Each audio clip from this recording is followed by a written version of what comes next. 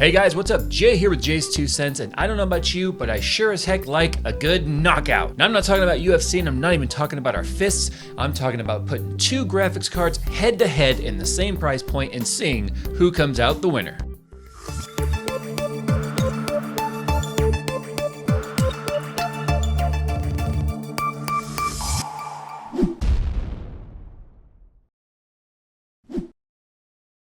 Now today I'm going to go ahead and do a comparison video. These are actually pretty rare on my channel. I don't do very many of these, but considering the fact that AMD cards have really come down in price, like way down. I mean, it was just like, phew. AMD swears that they've got the pricing under control after the whole Bitcoin mining craze just foobarred everything up.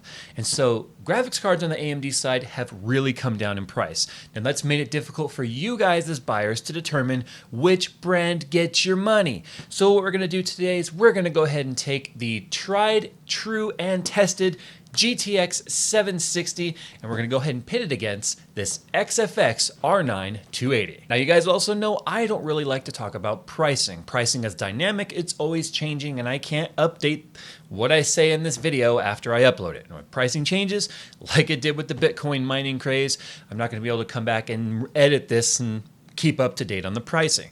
So it's gonna be up to you guys to make sure that if you're checking this video out way into the future, or in the past, you're going to want to make sure that you check out the links down below that'll take you to the current pricing of these cards, because anything could have changed. Now there's a couple of things I want to talk about first when it comes to these cards. Now, the 760, the EVGA 760 right here, this is not an overclocked version, and it's also their ACX cooler with one fan, which is very similar to the reference cooling. It's got a little bit beefier heatsink in there, but it's only got one fan. So I'm gonna kind of take the temperature tests of these two cards and I'm gonna sort of throw them out the window. I don't think it's very fair, especially since the R9 280 here, and this is not an X, it's just a 280, it's featuring their dual fan design, dual 90mm fans.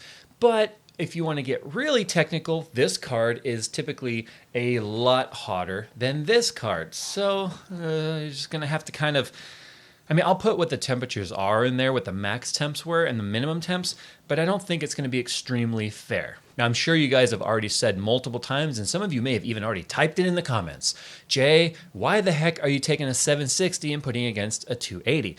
Well, remember guys, the point of this video is what can you get for your money today? And at the time of filming, the GTX 760 right here is actually $20 more expensive than the 280. I mean, that's just kind of like mind-blowing. Now, when it comes to their predecessors, the 760 is pretty much equal to the previous 670, and the 280 is pretty much just a rebranded 7950 on the AMD side. Now, one other thing to note is the 280 card here does not only feature the big 200 or the big 90mm fans, two of them. It has their double dissipation for maximum airflow cooling, and it has unlocked voltage. So overclocking on this guy is going to probably be pretty cool. Now this is, again, as I mentioned, the SC, or this is not an SC, this is a base model, but we'll see. It's probably still going to overclock pretty decently. Now when it comes to just overall out-of-the-box specs, I do think the 280 is going to have a little bit of an advantage. So let's go ahead and start this competition off by taking a look at styling, and let's see which card wins the visual arena. Now when it comes to the GTX 760, it is pretty boring looking. I mean, this is just their basic ACX cooler, and yes, I'm well aware, guys, that there are other versions of the 760 available. I do know that there is the 760 from MSI, the twin Frozer, that has, the multiple fan design on there. They do even have the dual fan ACX style. Now, I didn't get to choose the card, so don't hold that one against me, but we're gonna go ahead and see how well this one performs. It's pretty much stock base model look, if you will. It's kind of plain, kind of boring. For the most part, this is what you're gonna see when you look at your card. The side right there and the top. It's got a gloss PCB on there. It looks very nice. You got a nice rubber connector there that covers up the bridge. So I do think the styling on here looks nice. It's very basic though. If you're going for a blingy build, that's probably not gonna make you super happy. Now when it comes to the department of looks, I have to give this one to the 280. Because look at that. That is just a sexy, sexy looking card. It's got chrome accents everywhere, the dual 90mm fans. I count 1, 2, 3, 4, 5, 6 copper heat pipes in there. That's going to tame all the heat that this card is guaranteed to generate. The PCB on the back is matte finish, so you can see right there, it's got very little shine to it at all.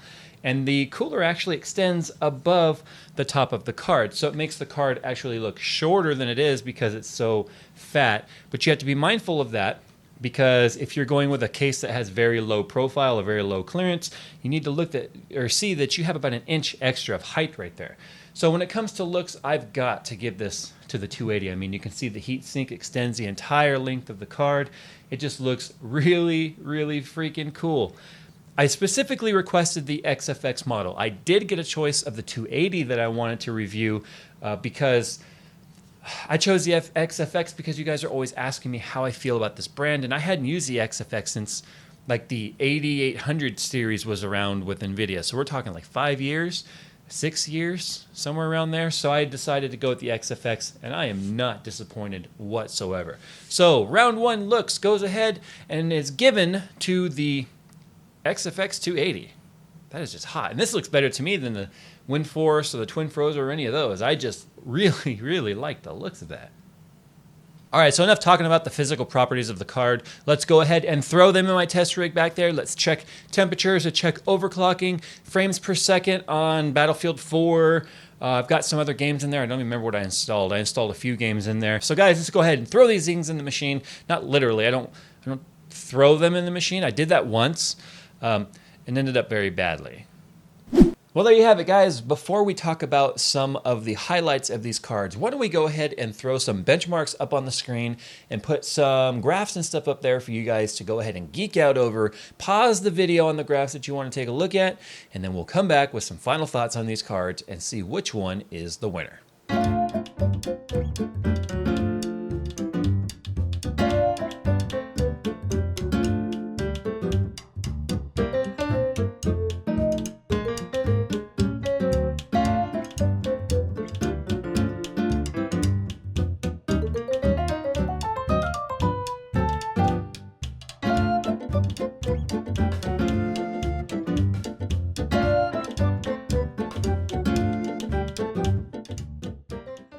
Now, as with all head-to-head comparisons, you have to have a winner. And if I had to choose a winner today, well, that winner would by far be my GTX 780. All right, I know. Guys, I'm a PC snob. I can't help it. It's just who I am. But I will say this. I have to give credit where credit is due. And considering the fact that 5 years ago, 6 years ago, $250 or less for a graphics card would not have gotten you anywhere near the performance that you can get today for less than $250. Both of these cards were able to handle any game I threw at it, maximum settings on a 1080p resolution, and basically just play it without me thinking to myself, oh, these frames per second kind of suck. No, they were over 60 frames per second in every single game and test I threw at it. That's a huge plus if you guys are using 60 hertz panels and 1080p.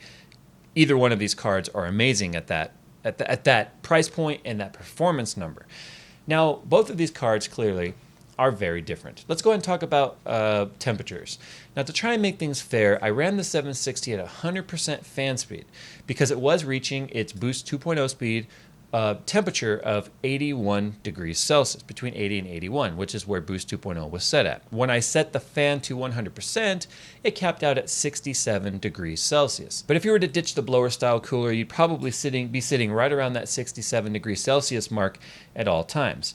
Now the 280, without touching the fan profile at all, just out of the box, it capped out at 70 degrees Celsius in a closed case with an overclock. Now, speaking of overclocks, the 760 has a factory setting of 1100 and, I gotta look at my notes here, 24 megahertz. 1124. And I've got a stable overclock of 1333 megahertz. It's a pretty decent overclock, more than 200 megahertz overclock. And I got a plus 300 on the memory, so it's a 600 megahertz overclock on the memory on this bad boy. And that's 67 degrees Celsius at 100% fan speed with those overclock numbers. Now the 280 Much lower base clock. Now granted, they're not directly comparable GPUs, they're different technologies altogether. This was exactly 1000 megahertz, or basically a gigahertz card, and I was able to get an 1175 max overclock stable clock speed, so 175 megahertz or 17% overclock. Now when it comes to 3D Mark, both these cards were sitting like right on top of each other on their base clocks, but once I overclocked the 280, even though it was a lesser megahertz, it just pulled out way ahead of the 760 in Valley Benchmark and 3D Mark. In fact, 3D Mark score almost matches what my 680 was doing last year.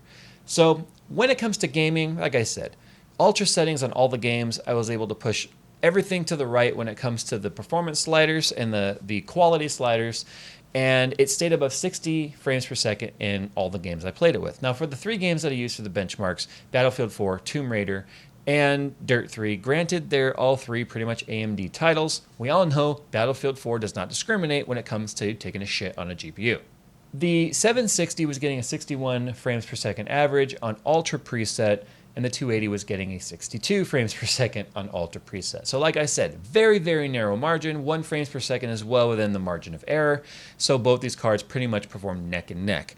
Now for Tomb Raider, it's 4 frames per second higher average on the 280, but also you get Tress Effects, which is something not available on the CUDA card. Technically it is, but it's just not as good as it is on the AMD card. And then Dirt 3, 119 frames per second for the 280 versus 110 on the NVIDIA card.